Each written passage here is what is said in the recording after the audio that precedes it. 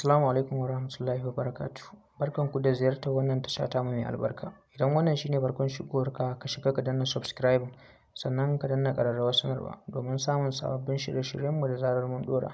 To a yanzu dai mun kawo muku wani sabon abin ban mamaki.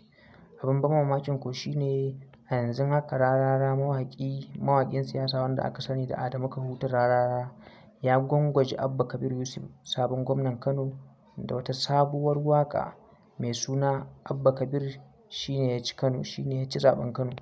Tom, a yadda wasu mutanen suke cewa a gaskiya in dai kuwa haka ne Rarara ba shi da kunya. To yanzu dai za ku ji waƙan nan ba da jimawa ba, ga ta nan za mu sa muku ita.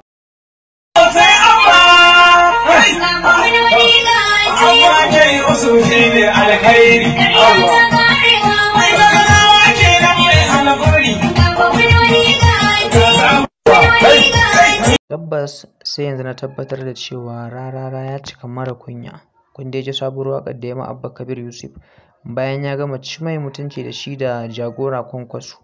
Wannan ita ce sabuwar waƙar da ya mai. Nan ba da jimawa ba za mu daɗa sanar da ku cikakkun bayanai a dangane da wannan lamari. Allah ya shige mana gaba. Shi kuma Abba Kabir Yusuf Allah ya ba shi ikon riƙo da amana.